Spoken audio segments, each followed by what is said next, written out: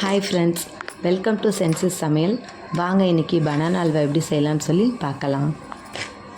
ஒரு கடாயில் கொஞ்சம் நெய் சேர்த்து நம்ம அரை கப் அளவு ரவை எடுத்துருக்கோம். அதை நல்லா வறுத்து எடுத்துக்கலாம்.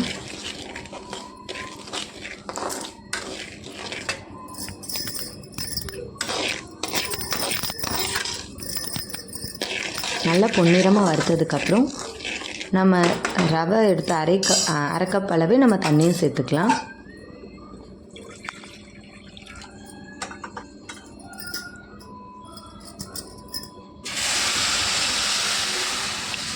கொஞ்சம் லைட்டாக ரவை வெந்ததுக்கப்புறம் நல்லா கிண்டி விட்டுட்டு இருக்கலாம். கொஞ்சம் வெந்ததுக்கப்புறம் நம்ம ஒரு கப் அளவு பால் சேர்த்துக்கலாம்.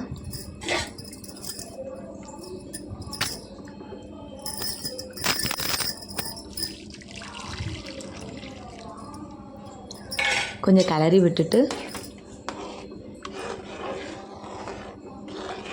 குழந்தைங்க விரும்பி சாப்பிடுவாங்க. குழந்தைங்களுக்கு ரொம்ப பிடிக்கும் இந்த அல்வா. வெயிட் கம்மியாக இருக்கிற குழந்தைங்களுக்கு அடிக்கடி வீட்டில் பண்ணி கொடுங்க, கண்டிப்பாக வெயிட் போடுவாங்க. நல்லா கிளறி விட்டுக்கலாம். பாலும் ரவையும் நல்லா வெந்துக்கட்டும். 5 வாழைப்பழம் எடுத்துருக்கேங்க. 5 தோல் உரித்து சின்ன சின்னதாக கட் பண்ணி எடுத்துக்கலாம்.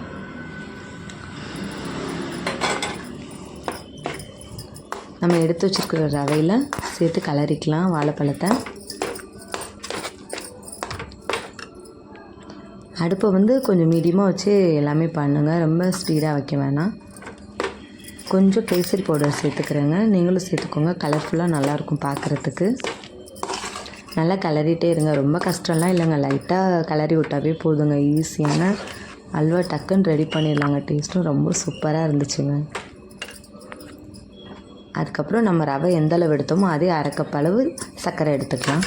எல்லாத்தையும் ஒன்றா சேர்த்து கிளற வேண்டியதாங்க. கிளறிட்டே இருந்தோம்னு வச்சுக்கோங்க, சூப்பரான சுவையான டேஸ்டான வாழைப்பழ அல்வா ரெடிங்க.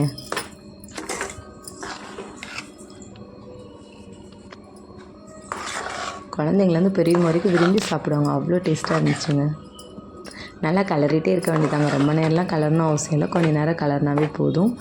நமக்கு பாத்திரத்தில் அடி பிடிக்காமல் வந்தாவே ஓகே, வெந்துருச்சு, அவ்வளோதான். கொஞ்சம் நெய் சேர்த்து உங்களுக்கு தேவைன்னா எக்ஸ்ட்ரா கூட சேர்த்துக்கோங்க.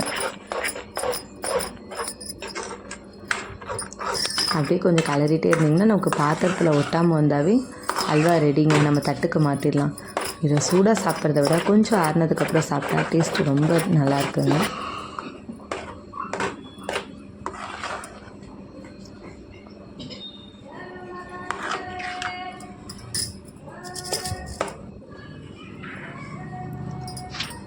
என்னோடய சேனல் பிடிச்சிருந்தா லைக் பண்ணுங்கள், சென்சஸ் சேனலை சப்ஸ்கிரைப் பண்ணிக்கோங்க.